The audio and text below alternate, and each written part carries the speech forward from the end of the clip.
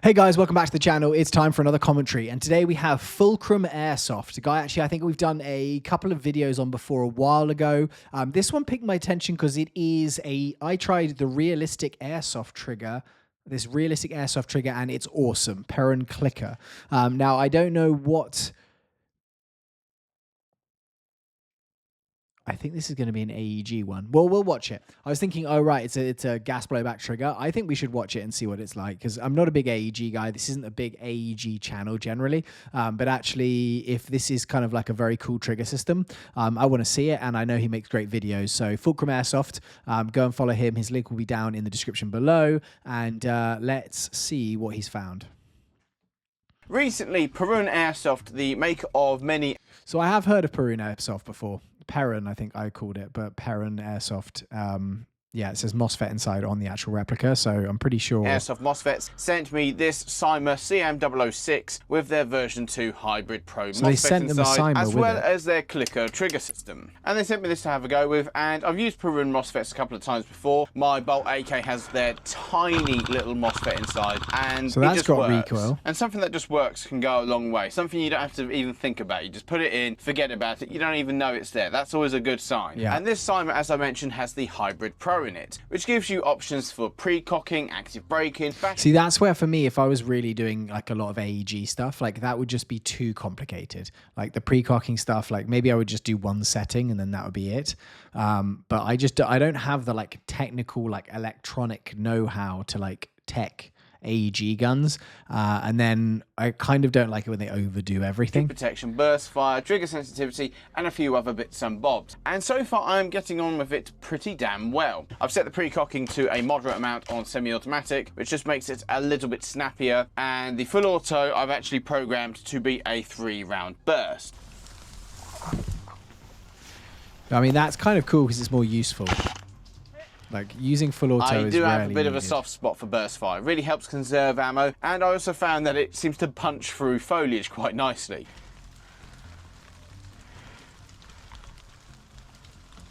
Nice rainy day playing. Carrier is down.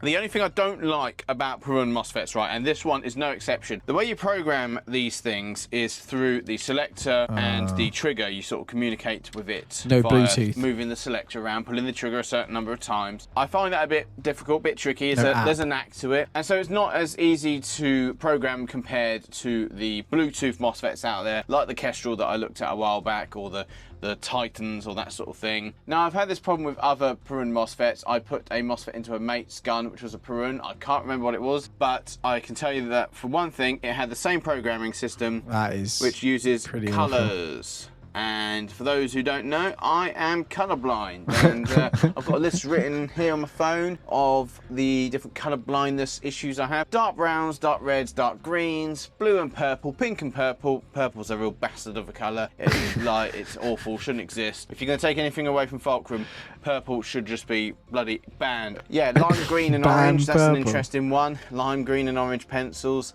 at school, always struggled with them. Bright green and yellow sometimes. You know, the really light yellowish greens, you know, they just look yellow to me. Light grey and pink, so sort of a silvery light grey and sort of like, well, a pink colour. Yep, you get the point. I can actually see the LEDs, which when you are programming it, I'm not going to plug it in right now to program it because I'm a bit scared I will knock the settings out, but it actually illuminates out the side of the gearbox, so you can actually see the colour projected against the inside of the magwell. So now, whilst I can somewhat distinguish between the LED colours, all right, the issue is for me is actually matching them up with the legend on the flowchart here. For example, the 2-stage trigger one, I didn't realise actually flashed 2 different colours. To me, if it wasn't for that line down the middle, I would not be able to distinguish the fact that there's 2 different colours. And whilst I do struggle with that, I'm not going to be too harsh about it, because colourblind people, we're a very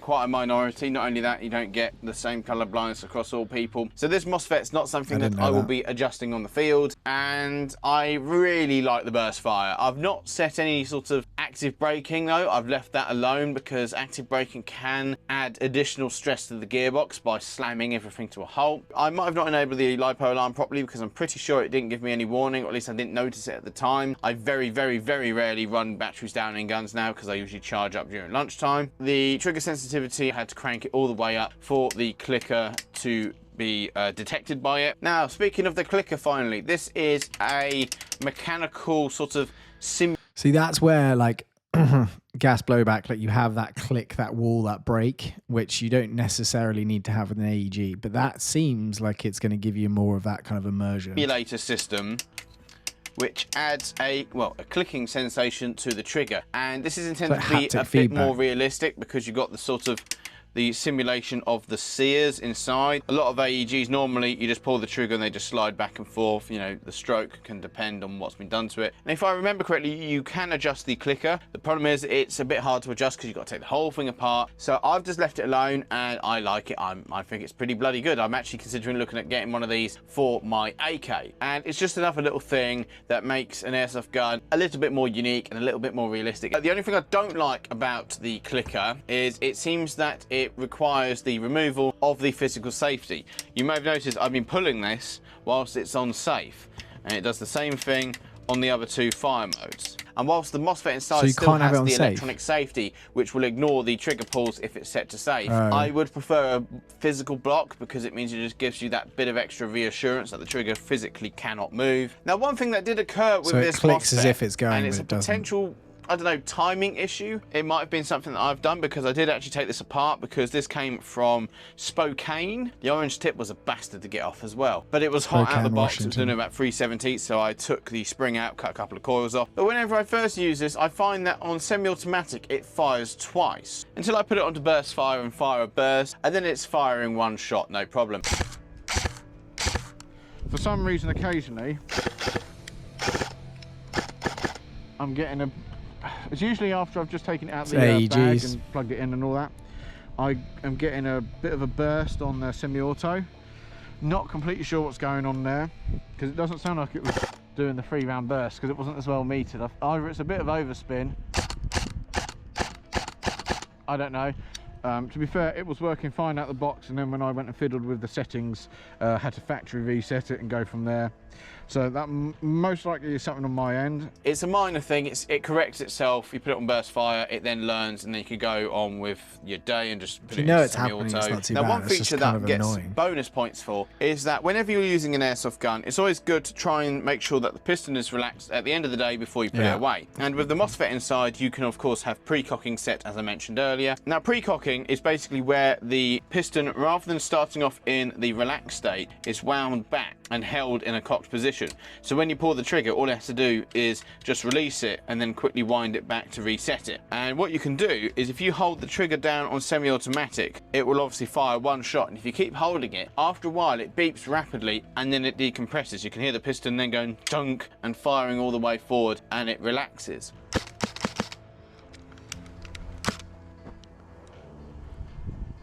Come on. There we are.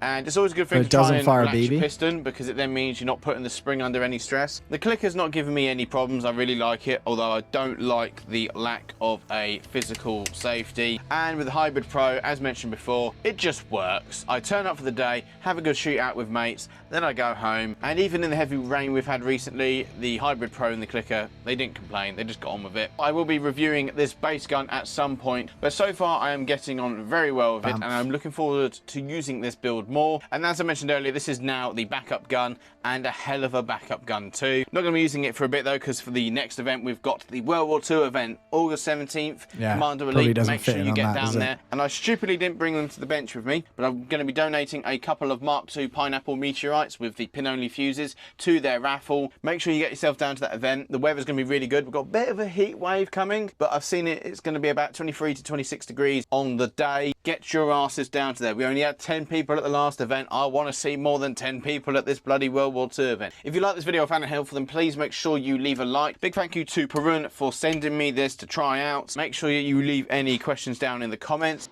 Sorry, my little boy just ran in the end there. And if you want to support what I do, then make sure you check out fulcrumairsoft.com and Fulcrum Airsoft on Cults 3D. Massive thank you, as usual, for all of the support. And if you want to be part of the channel, then make sure you subscribe too. And if you want to see this build in action, you can check out this video right here, where we were playing in just what felt like a monsoon.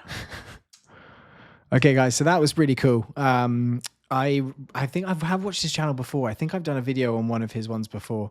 But Fulcrum Airsoft, I mean, like, a lot of that knowledge is like, it kind of is over my head. You know, like, I know the basics of AEGs and MOSFETs, but not really like that.